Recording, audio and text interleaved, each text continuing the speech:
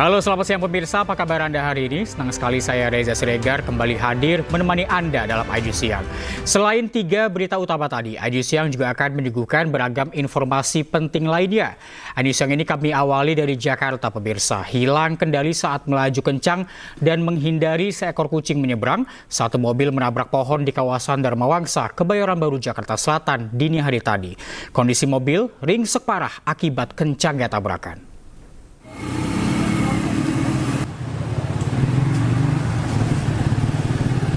Kondisi mobil ini ringsek parah pada bagian kap depan usai mengalami kecelakaan tunggal menabrak pohon di Jalan Dharma Wangsa 10, Kebayoran Baru, Jakarta Selatan.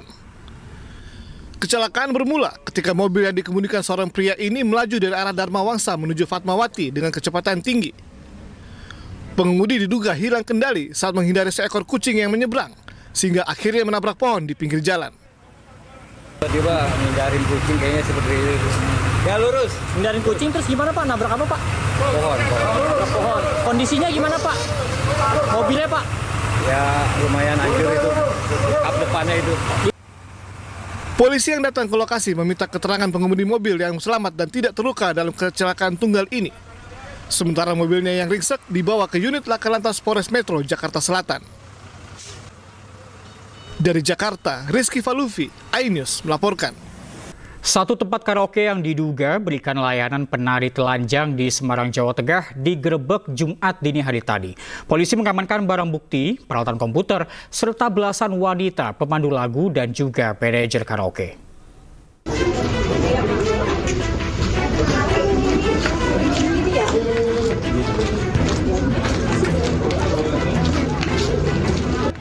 Seorang manajer tempat karaoke serta 16 wanita pemandu lagu dan 3 orang penyedia pemandu lagu diamankan petugas unit Renakta Reserse Kriminal Umum Polda Jawa Tengah di salah satu tempat karaoke di Jalan Kiai Saleh, Kota Semarang.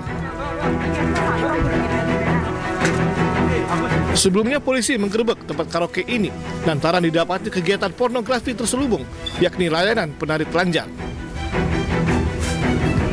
Polisi menyita barang bukti peralatan elektronik dan komputer dan menutup sementara tempat karaoke ini untuk penyelidikan lebih lanjut. Jadi kami temukan dugaan adanya pornografi, yaitu menyediakan adanya tarian-tarian telanjang atau striptease. Ya. Dari hasil penyelidikan kami yang selama 1 bulan, kami lihat kegiatan tersebut kami juga sudah punya ada rekamannya. Jelang bulan suci Ramadan, Polda Jawa Tengah gencar menggelar razia penyakit masyarakat, termasuk kegiatan prostitusi. Dari Semarang, Jawa Tengah, Kristadi, iNews melaporkan. Kericuhan mewarnai eksekusi rumah dan tanah di Maros, Sulawesi Selatan. Keluarga tergugat begadang alat berat yang akan mengeksekusi rumah.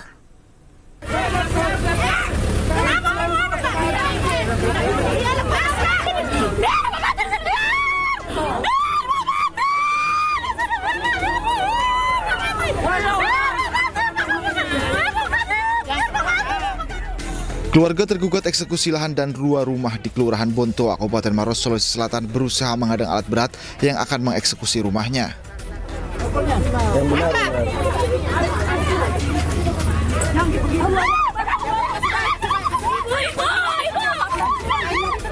Namun upaya tergugat ini sia-sia karena petugas yang mengawal eksekusi berusaha menenangkan pihak tergugat.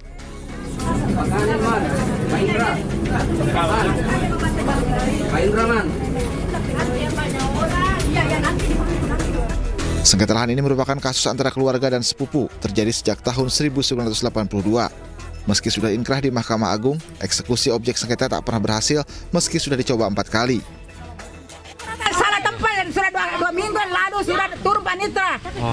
Salah batas, kenapa dia turun lagi? Baru dia menyurah, tidak ada surat pembatalan, ada lagi waktu maghrib. Nah, kita sudah siap lagi ini. Bagaimana ini? Jadi pihak Sejak dari 82 ya Pak ya? Tahun 82 perkaranya dieksekusi pada tahun 87. Namun karena 2 rumah ini tidak dibongkar sendiri, ada perjanjian dibongkar sendiri, ternyata tidak, akhirnya digugat lagi sama penggugat yang 2 rumah ini. Inilah yang kita eksekusi. Jadi Berarti berapa kali putusan Pak?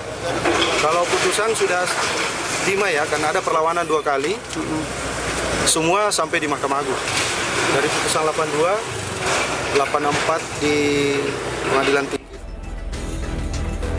Meski sempat bersih tegang dengan keluarga tergugat, proses eksekusi ini akhirnya bisa dilaksanakan dengan petugas kepolisian berhasil menangkan para keluarga termohon. Dari Kabupaten Maros, Sulawesi Selatan, Wahyu Ruslan, iNews melaporkan. Pemirsa, sejumlah korban sengketa unit apartemen di Jakarta mengadu sambil menangis histeris memohon perhatian kepada para wakil rakyat di gedung DPR RI. Udah Bu, tolong Pak jangan beri. Oke, iya Bu, kita bantu. Insya Allah, Ibu nggak boleh, iya Bu, kita bantu. Iya.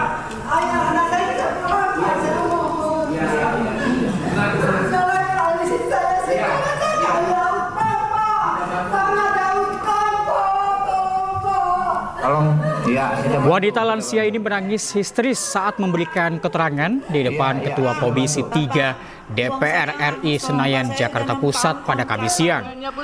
Lansia penghuni salah satu apartemen di kawasan Jakarta Utara ini bahkan sampai berlutut memohon bantuan. Di kesempatan yang sama, pemirsa, seorang wanita bernama Alia Hiroko Oni juga mengadukan persoalan sengketa apartemen yang menimpa ibundanya, yakni Ike Farida. Selain tidak mendapatkan hak hunian apartemen yang telah dibeli senilai lebih dari 3 miliar rupiah di kawasan Jakarta Selatan, ibu korban dipolisikan oleh pihak pengembang dan kini ditahan di rutan Pondok Bambu. Alia berharap dirinya mendapat keadilan melalui Komisi 3 DPR RI.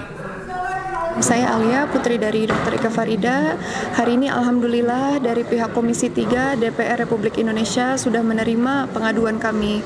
Dan kami diizinkan untuk datang hari ini ke Komisi 3 DPR RI untuk benar-benar mengadu mengenai tindakan kesewenangan dan kriminalisasi yang telah terjadi terhadap mama saya.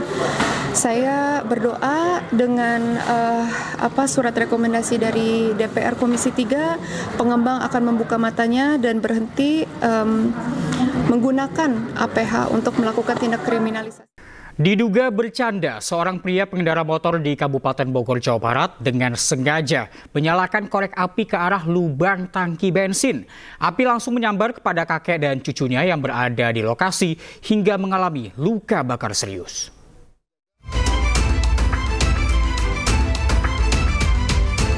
Inilah rekaman video kamera pengawas yang memperlihatkan seorang pria yang menggunakan jaket berwarna merah diduga sengaja menyalakan korek api ke lubang tangki bensin motor miliknya. Kejadian tersebut terjadi di sebuah toko sembako yang menjual bensin eceran di Desa Babakan, Kecamatan Tenjo, Kabupaten Bogor, Jawa Barat. Seorang kakek dan cucunya yang sedang duduk di dekat lokasi kejadian tersambar api dan mengalami luka bakar serius. Korban langsung dibawa ke klinik terdekat untuk perawatan lebih lanjut. Ya, korbannya itu seperti kena bakar ini. Itu udah beres obatin. Udah damai gitu istilahnya. Sama korban sama pelakunya itu udah deal gitu. Itu pada saat itu korek dimasukin apa gimana, Pak? Dimasukin ke itunya, Pak. Iya, dimasukin ke, bukan dimasukin, dicekasin gitu ke corong bensin gitu. Berarti modus operandinya itu bercanda aja? Bercanda aja, karena udah sering pelanggan itu juga. Saat ini petugas kepolisian di Polsek Tenjo masih melakukan penyelidikan lebih lanjut untuk mendalami kasus ini. Dari Kabupaten Bogor, Jawa Barat, Iwan Setiawan, iNews melaporkan. Anda masih bersama kami di iNews Siang, pemirsa. Di tengah guyuran hujan, Presiden Prabowo Subianto memimpin parade senja di Akmil Magelang, Jawa Tengah. Presiden Prabowo didampingi Presiden ke-6 dan ke-7 RI, Susilo Bambang Yudhoyono dan juga Joko Widodo.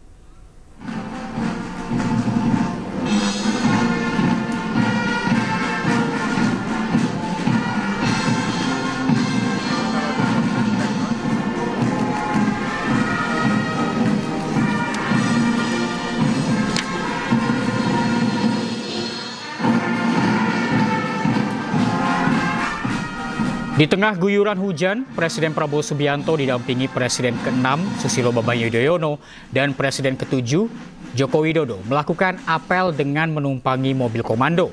Ketiganya kompak berseragam Komcat untuk mengikuti apel senja yang digelar di Akmil Magelang, Jawa Tengah.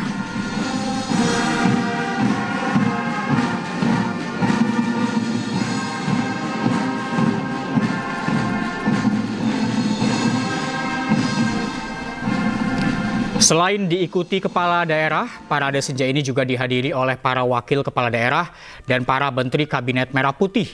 Selain diikuti para kepala daerah dan juga menteri, parade senja ini juga melibatkan lebih dari 1.900 prajurit.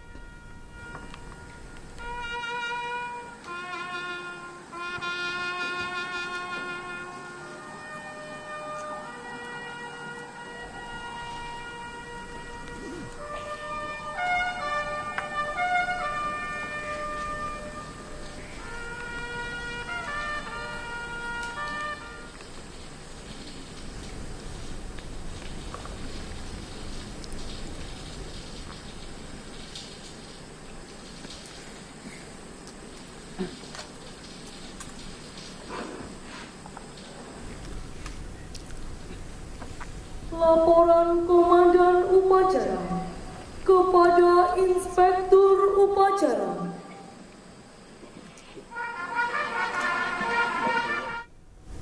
Sementara itu kemarin Presiden Prabowo Subianto memberikan arahan di depan kepala daerah. Presiden mengingatkan kepada kepala daerah untuk mengabdi kepada rakyat Indonesia. Kita semua dipilih rakyat, kita abdi rakyat, kita pelayan rakyat, kita pemimpin rakyat. Kita berasal dari latar belakang yang berbeda-beda, daerah yang berbeda-beda,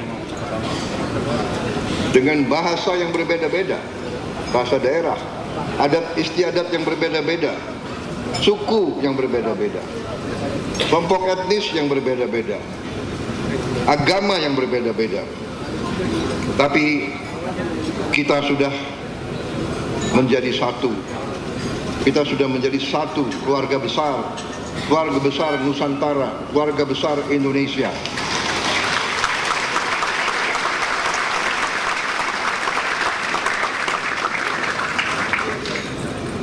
Pasti banyak kekurangan. Tetapi kita mendapat laporan dari Menteri Dalam Negeri, ternyata suasana yang tercipta, suasana yang terbangun adalah suasana yang cukup baik, cukup semangat.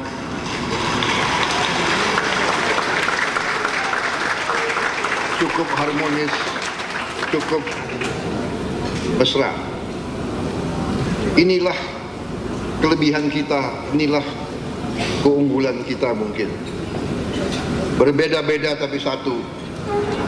Mungkin ada salah paham, mungkin ada di antara kita pernah bertikai, tapi kita selalu cari jalan yang baik.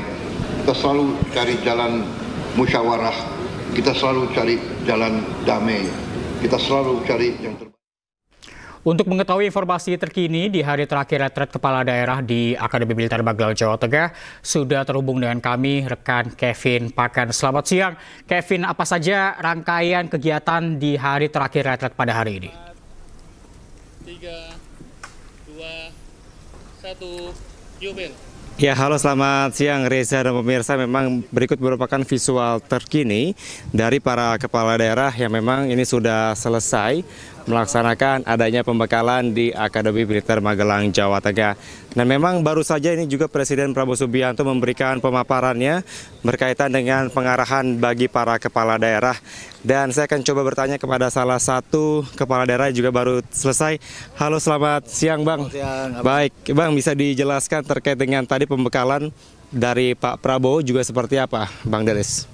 Ya, terima kasih. Hari ini kami pembekalan terakhir dari Bapak Presiden, sekaligus juga beliau menutup rangkaian retret kepala daerah dan wakil kepala daerah di Magelang ini. Dan tadi beliau menekankan bagaimana pentingnya nasionalisme, bagaimana pentingnya membangun berdiri di atas kaki sendiri dengan asta cita beliau, bagaimana membangun kemandirian lewat industri hilirisasi dan juga bagaimana menangkal pengaruh-pengaruh asing untuk kita tetap memantapkan nasionalisme kita sebagai bangsa.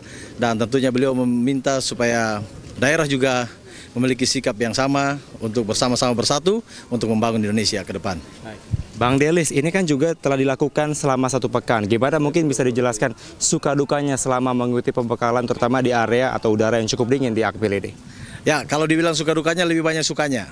Ya, lebih banyak sukanya karena yang pertama ini adalah hal yang baru bagi kami, suasana yang baru. Kemudian yang kedua, kami banyak menerima materi dari para pemateri-pemateri, baik para menteri maupun dari Bapak Wakil Presiden dan Bapak Presiden, dan juga membangun keakraban. Kami punya kenalan banyak kepala-kepala daerah yang baru, dan dukanya memang harus belajar mengurus diri sendiri, menyetrika sendiri.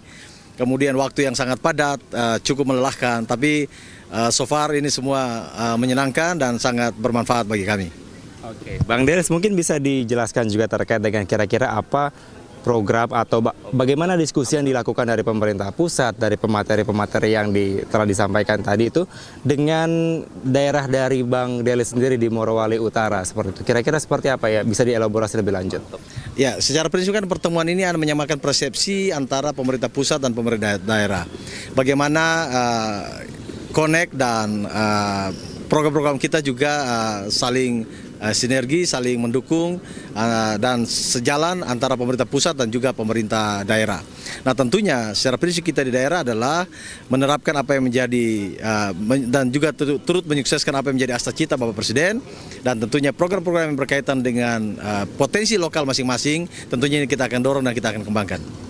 Terima kasih Bang Delis, sukses selalu dan juga kedepannya dapat kembali menerapkan apa yang diajarkan di hari ini. Amin. Terima kasih, selamat siang. Terima kasih Bang Delis.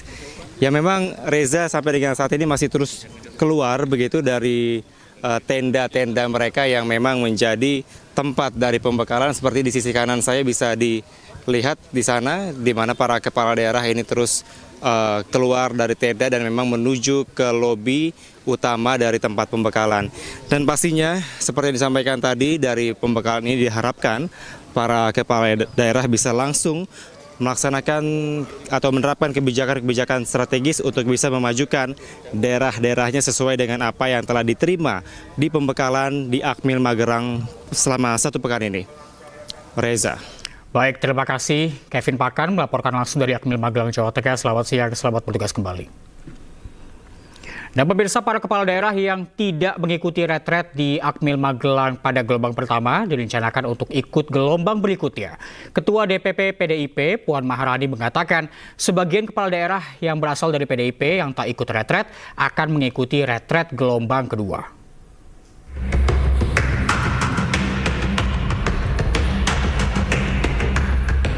Ketua DPP PDI Perjuangan Puan Maharani turut menghadiri penutupan retret kepala daerah di Akmil Magelang, Jawa Tengah.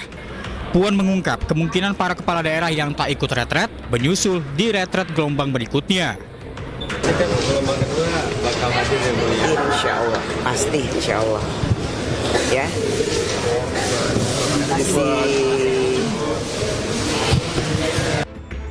Wakil Menteri Dalam Negeri Bima Arya menyebut sejumlah kepala daerah yang merupakan kader PDI Perjuangan tidak mengikuti retret yang berlangsung sejak pekan kemarin. Nantinya para kepala daerah yang tidak ikuti retret pertama direncanakan ikut gelombang kedua yang sebenarnya disiapkan untuk daerah yang proses pilkadanya masih bersengketa.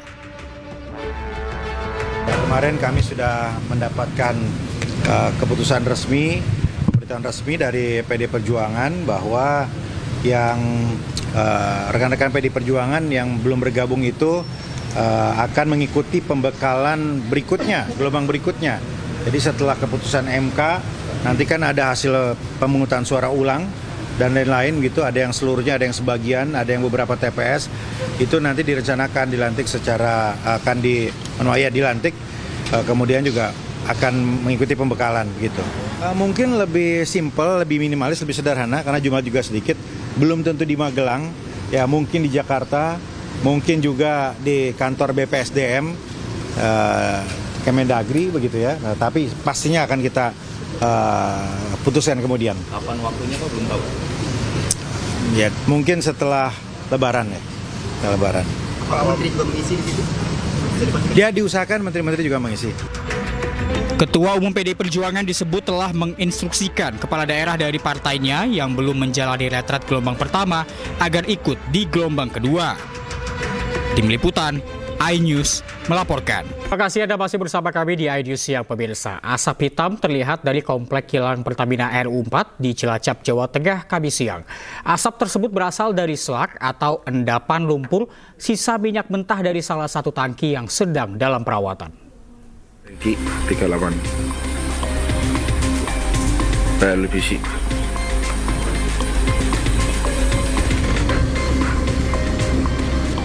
Kepulan asap hitam muncul dari salah satu tangki di kilang Pertamina RU4 Cilacap, Jawa Tengah pada Kamis siang.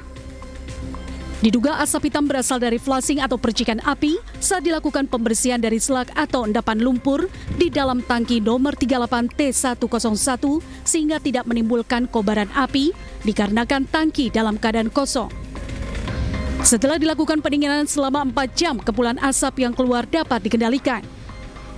Diketahui sejak awal Januari lalu, kilang Pertamina RU4 melakukan pemeliharaan berkala, hingga kini Pertamina RU masih melakukan penyelidikan terkait munculnya api dari endapan lumpur sisa minyak mentah dari tangki yang tidak sedang beroperasi tersebut.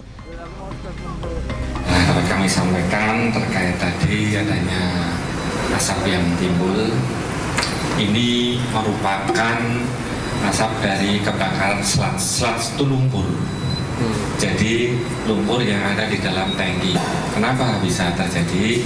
Karena tangki ini idle, tidak beroperasi, sedang dalam pemeliharaan. Untuk pemeliharaan itu dilakukan pembersihan selat atau lumpur yang ada di dalam tangki. Di sini ada asap, ada api kecil di situ. Ini bukan dari peralatan kilang yang beroperasi.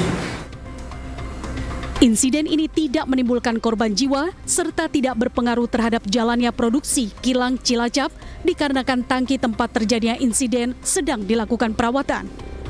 Dari Cilacap, Jawa Tengah, Heru Susanto, iNews melaporkan. Imbas dugaan pengoplosan BBM Pertamax, Komisi 12 DPR RI bersama Kementerian ESDM melakukan sidak ke SPBU Pertamina di Cibubur, Jakarta Timur. Sampel BBM hasil sidak selanjutnya akan diuji di laboratorium. Kita ambil Pertalite sama Pertamax. Ya, Pertamax. Komisi 12 DPR RI bersama Kementerian ESDM melakukan sidak ke SPBU Pertamina Jambore, Cibubur, Jakarta Timur, Kamis pagi. Sidak dipimpin Wakil Ketua Komisi 12 Bambang Haryadi bersama pihak Lemigas untuk melakukan uji sampel terhadap bahan bakar minyak Pertalite dan Pertamax guna menguji dugaan pengoplosan BBM. Pihaknya mengambil sampel bahan bakar RON 90 atau Pertalite yang berwarna hijau dan membandingkan dengan sampel bahan bakar RON 92 atau Pertamax. Hasil pengujian sampel menunjukkan spesifikasi warna yang berbeda, yakni BBM Pertamax berwarna biru. Dari hasil sidak disimpulkan tidak ada skema pengoplosan bahan bakar minyak yang dijual di SPBU Pertamina, melainkan blending bahan bakar untuk meningkatkan kualitas BBM. Nah ini nih yang harus digarisbawahi Mbak, jadi nggak ada itu skema oplosan tuh nggak ada. Jadi di dalam mineral maupun batu bara kan, itu skema blending itu betul. Skema kata-kata oplosan kan, oplosan itu lebih identik dengan sesuatu yang aspal kan, gitu loh. Jadi kita harus bedakan skema blending dengan oplosan. Kalau oplosan itu kayak minyak tanah dicampur bensin itu oplosan, gitu kan. Atau bensin dicampur cairan lain gitu kan, yang merubah kualitas itu mungkin oplosan gitu. Selanjutnya sampel bahan bakar minyak dari SPBU Pertamina hasil sidak DPR bersama Lemigas akan diuji laboratorium guna mengecek kualitas BBM yang diedarkan ke masyarakat. Dari Jakarta, Tim Liputan iNews melaporkan. Satuan Reserse Kriminal Polres Cimahi dan unit pelaksana teknis daerah meteorologi melakukan inspeksi mendadak ke stasiun pengisian bahan bakar umum yang berada di Cibabat, Kota Cimahi, Jawa Barat. Langkah ini diambil sebagai upaya untuk mengantisipasi potensi kecurangan dalam distribusi bahan bakar umum dan mencegah adanya BBM oplosan.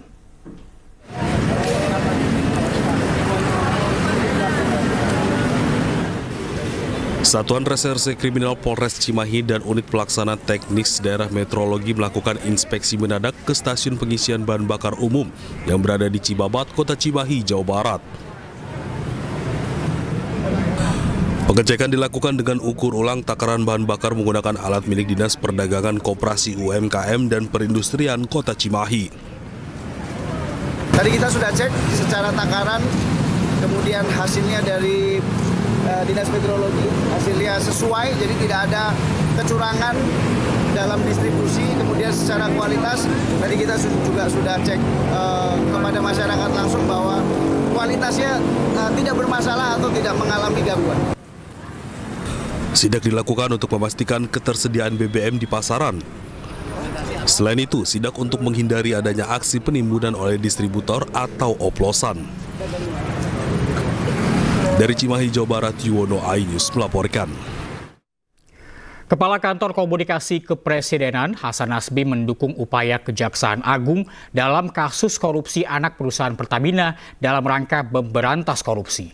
Selain itu, Nasbi juga menyebut Pertamina harus ada perbaikan usai ada insiden ini. Kita mendukung langkah-langkah penegakan hukum yang dilakukan oleh Kejaksaan, karena ini juga merupakan bagian dari yang dicanangkan oleh Presiden Prabowo, yaitu memerangi korupsi. Jadi korupsi dimanapun, di lembaga manapun, di BUMN manapun, baik itu di pusat maupun di daerah, memang harus diberantas dan diperangi. Kita juga mendukung Pertamina untuk memperbaiki tata kelolanya sehingga menjadi perusahaan yang jauh lebih baik lagi. Bagaimanapun Pertamina kan aset besar bangsa Indonesia, salah satu kekuatan ekonomi bangsa Indonesia, dan mungkin satu-satunya perusahaan Indonesia yang masuk ke dalam jajaran Fortune 500. Jadi aksi bersih-bersih di dalam Pertamina ini harus kita dukung juga, supaya nanti yang muncul adalah Pertamina yang jauh lebih baik lagi, jauh lebih prudent lagi, jauh lebih akuntabel, dan jauh lebih transparan dan bisa dipertanggungjawabkan dalam tata kelolanya. Karena perusahaan pemasok energi, mineral, dan juga batu bara menggelar rapat kerja nasional di Jakarta. Acara ini juga menunjuk Ketua Umum Asosiasi demi menghadapi tantangan energi di masa depan.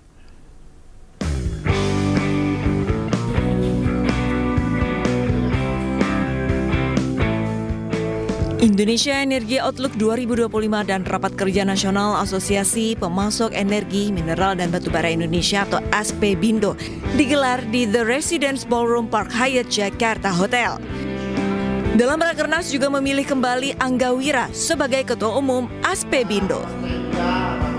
Sebagai sebuah organisasi dunia usaha, mengoptimalkan peluang dan potensi yang ada dari para anggotanya dengan tentunya networking, akses, dan kita lihat memang sektor energi ini menjadi salah satu sektor yang menjadi prioritas utama ya dari pemerintahan Pak Prabowo dan Mas Gibran. Jadi tentunya pemerintah tadi juga di arahannya Pak Wamen SDM mengharapkan kolaborasi masukan dari pelaku usaha agar kebijakan dan policy yang diberikan oleh pemerintah ini tentunya bisa sesuai dengan kebutuhan dan juga sesuai dengan apa yang diinginkan oleh para pelaku usaha sehingga bisa jalan gitu ya.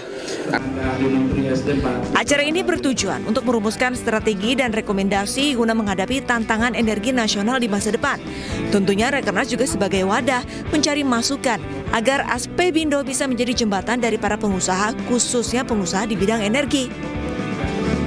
Diharapkan ke depannya semakin banyak pengusaha di bidang energi dan menjadikan pengusaha-pengusaha naik kelas. Tak lupa, acara ini juga berharap bisa melahirkan SDM yang tangguh agar bisa menjadikan negara Indonesia yang lebih maju.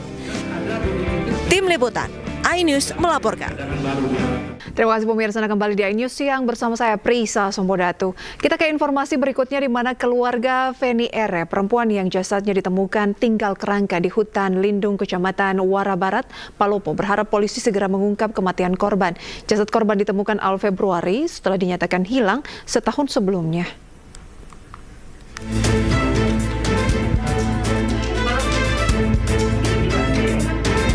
Pihak keluarga merasakan duka mendalam pasca kematian Feni R yang jenazahnya ditemukan tinggal tengkorak di kilometer 35 Poros Palopo Toraja pada awal Februari ini.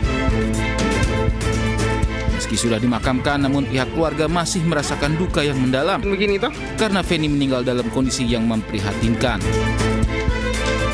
Ada dugaan Feni dibunuh setelah hilang setahun. Pihak keluarga bercerita sebelum dinyatakan hilang, Feni tidak masuk kerja selama beberapa hari.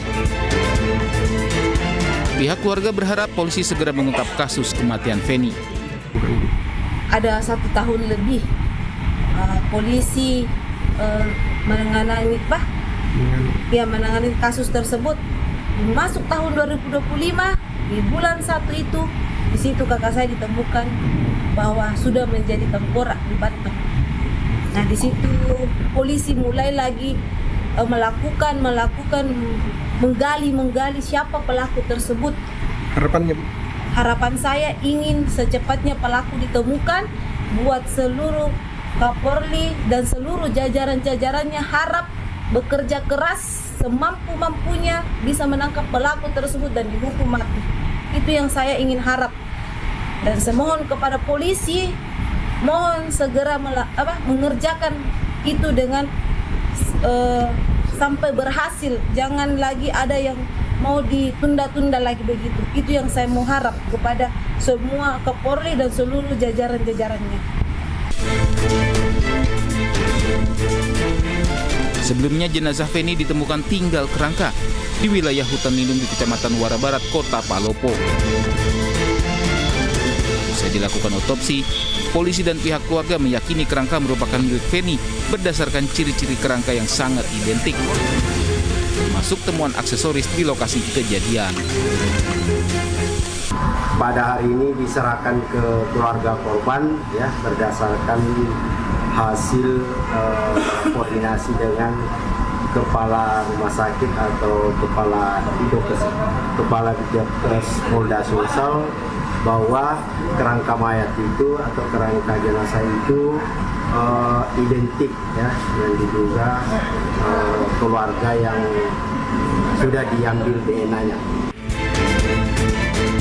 Feni dinyatakan hilang pada 25 Januari 2024. Pihak keluarga secara resmi telah melapor Feni hilang ke Mapolres Palopo pada Jumat 26 Januari 2024.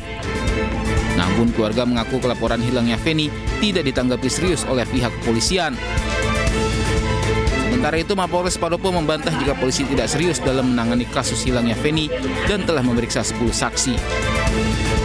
Dari Palopo, Sulawesi Selatan, Nasruddin Rubak, iNews melaporkan. Itu dia pemirsa, keluarga mengaku sudah melaporkan ke pihak kepolisian namun tidak mendapat tanggapan yang serius sebelum akhirnya kerangka korban ditemukan. Lalu sebenarnya bagaimana kronologi kejadian? Kita terhubung dengan adik kandung korban, Vita R. Selamat siang, Vita. Bagaimana awal hilangnya Feni hingga akhirnya ditemukan tinggal kerangka? Boleh disampaikan kronologinya? Selamat siang, terima kasih atas kesempatannya. Saya adik ketiga dari Feni R. Kronologi kejadian kakak saya, saya posisi di Makassar, orang tua ada di Lara.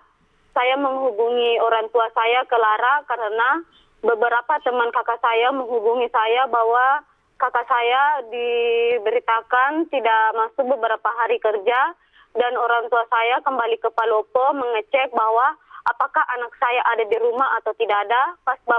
Pas kedua orang tua saya sampai ke rumah posisi pintu semua posisi terkunci dan orang tua saya masuk ke pintu samping di mana orang tua saya mendobrak pintu tersebut dan orang tua mendobrak pintu dan mendapatkan sebuah darah di ganggang pintu dan beberapa darah di dinding kamar kakak saya. Dan ada sepatu di samping sofa, di mana sepatu tersebut sudah dibuang oleh kakak saya dan dibawa kiri kanan anjing ke rumah tetangga. Dan kedua orang tua saya heran, mengapa sepatu ini ada di samping sofa dan dilumuri oleh darah. Baik, kejadian itu ditemukan waktu Januari setahun yang lalu, Januari 2024 ya? Iya. Kemudian keluarga melapor ke polisi dan seperti apa tanggapan? Masih ingat tidak tanggapan polisi kala itu? Pas saat itu orang tua saya pergi melapor ke polisi bahwa kakak saya hilang. Respon polisi begitu cepat untuk menangani kasus kehilangan kakak saya ini, dan polisi selama 1 tahun ini mencari informasi terkait kakak saya ini. Pas waktu pemilu, polisi terbagi waktunya untuk fokus pencarian kakak saya ini.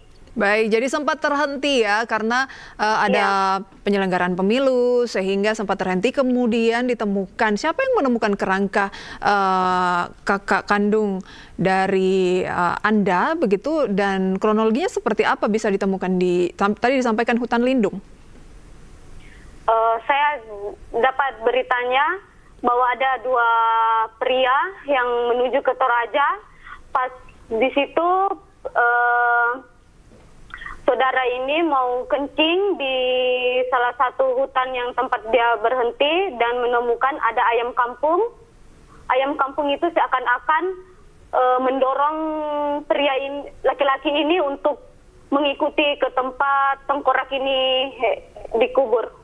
Baik, lantas adakah indikasi ataupun dugaan siapa pelaku? Mungkinkah sosok yang sebenarnya orang dekat dikenal, atau Anda merasa bahwa mungkin pelakunya adalah orang asing? Seperti apa mungkin dugaan dari keluarga? Dugaan kami sekeluarga, pelaku kakak saya ini pasti orang terdekatnya. Baik, ada dugaan adalah orang terdekatnya ya. Dan update dari kepolisian, prosesnya sudah sejauh mana? Apakah sudah ada orang yang mungkin ditetapkan sebagai saksi atau lain sebagainya, atau mungkin tersangka? Polisi sudah mengantongi nama-nama yang dicurigai. Iya, dicurigai, dan ada beberapa orang sudah diminta keterangannya. Baik. Apa harapan terbesar dari keluarga untuk jalannya proses penyidikan kematian sang kakak? Kami menyerahkan penuh kepada kepolisian untuk menangkap pelaku pembunuhan kakak saya ini, dan pelaku dihukum seberat-beratnya dan dihukum mati, supaya tidak ada kejadian berikut-berikutnya seperti kakak saya ini, dan polisi supaya menegak kasus apabila ada hal-hal pembunuhan di kota Palopo ini. Baik, berharap pihak kepolisian jika ada kasus serupa ditangani dengan sebaik-baiknya dan kasus ini pun segera diatasi. Berharap pelaku segera ditemukan dan diberikan sanksi yang tegas dan seadil-adilnya, seperti itu ya? Iya. Baik, kami turut berbelasungkawa dan semoga proses penyidikan berjalan dengan baik. Terima kasih, selamat beraktivitas kembali. Terima kasih pemirsa, Anda kembali bersama kami. Kementerian Agama akan menggelar pemantauan hilal untuk menentukan awal bulan Ramadan secara serentak hari ini.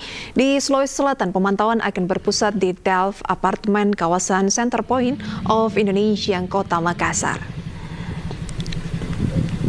Delft Apartment ini menjadi lokasi baru pelaksanaan Rukiyatul Hilal di Sulawesi Selatan setelah sebelumnya selalu digelar di rooftop Mall GTC Kota Makassar. Kantor wilayah Kementerian Agama Sulawesi Selatan menilai di tempat baru ini pemantauan bisa dilakukan maksimal, di mana matahari disebut dapat dilihat langsung terbenam di ujung laut Makassar. Kemenak menggandeng BMKG wilayah 4 Makassar serta Badan Hisab dan Rukyat, serta melibatkan organisasi masyarakat keagamaan seperti Nahdlatul Ulama dan Muhammadiyah, serta perguruan tinggi Islam di Makassar. Kondisi cuaca seperti hujan dan kabut dalam pemantauan hilal di Kota Makassar akan ditentukan atau menentukan kesuksesan pemantauan. Sesuai dengan hasil perhitungan dari Badan Hisab Rukyat, data yang kami terima kemarin berdasarkan ini, memang tinggi hilal pada saat itu sudah mencapai 3,38 yang secara otomatis sesuai dengan perhitungan itu sudah bisa dipastikan bahwa 1 Ramadan itu jatuh pada tanggal 1 Maret 2025.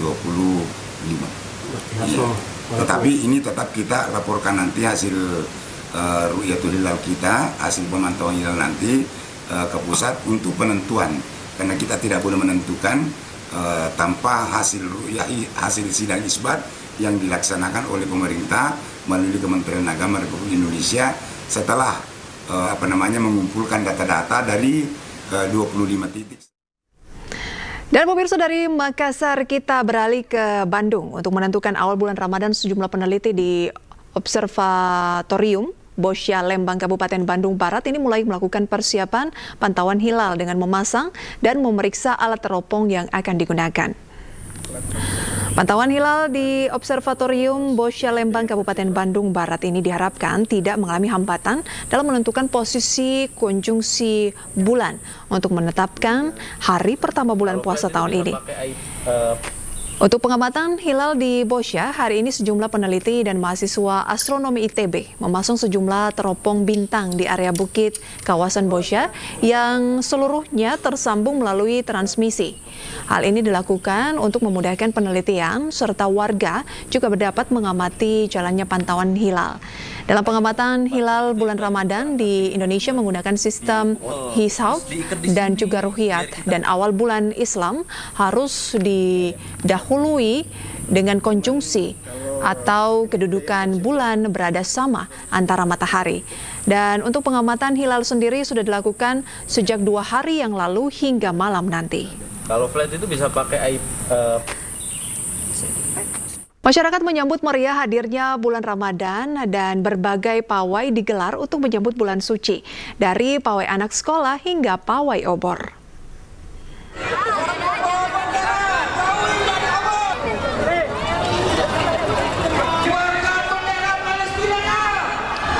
Ribuan warga Medan pawai obor berkeliling kota Kamis malam menyambut datangnya bulan Ramadan.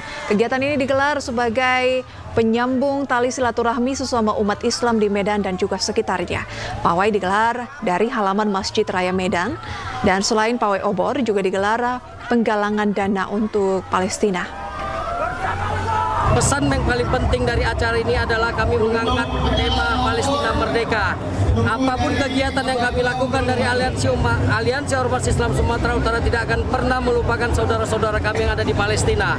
Karena nanti di sini kami juga akan melakukan penggalangan.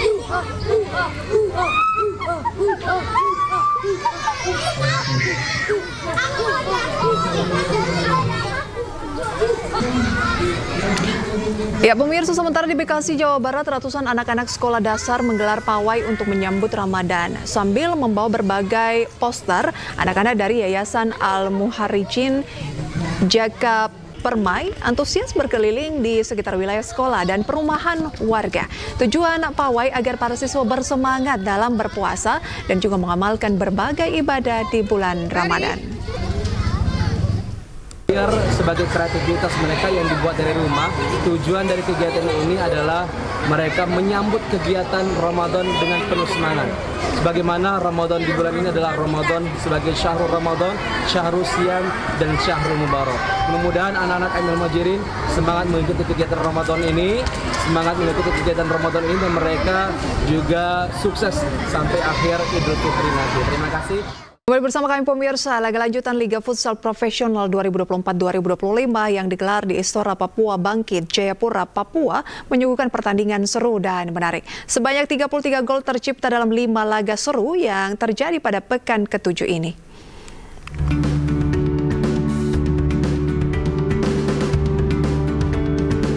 Pertandingan perdana pekan ke-7 di hari kedua mempertemukan Favage Banua melawan Moncong Bulo di Istora Papua Bangkit, Jayapura, Papua. Tim papan atas Favage Banua mendominasi jalannya pertandingan. Skor 4-1 menyudahi pertandingan ini. Di pertandingan kedua, Cosmo JNE yang tampil percaya diri mampu mempecundangi lawannya 3 Raja United. Menguasai jalannya pertandingan, Cosmo JNE terus menggempur pertahanan lawan dan mampu menceploskan 11 gol dan hanya mampu dibalas 1 gol oleh Tiga Raja United. Di laga ketiga, tim tuan rumah Black Steel FC harus bersusah payah meraih kemenangan melawan tim papan bawah Rafeli FC. Pertahanan solid dari Rafeli FC sangat sulit ditembus, sehingga Black Steel FC hanya mampu menang tipis 2-1. Pada laga keempat mempertemukan dua tim papan atas unggul FC melawan juara bertahan Bintang Timur Surabaya atau BTS FC. Kedua tim tampil ngotot untuk meraih 3 poin demi menjaga peluang juara. Saling kejar skor sempat terjadi pada laga ini, sebelum akhirnya unggul FC harus menyerah dengan skor 3-6. Pada laga pamungkas menyajikan pertandingan antara Halus FC melawan Pangsuma FC. Pada laga ini Halus FC berhasil mempucunangi Pangsuma FC dengan skor 4-0. Dengan kemenangan ini Halus FC meraih 3 poin untuk menjauhi zona degradasi. Tim Liputan iNews melaporkan.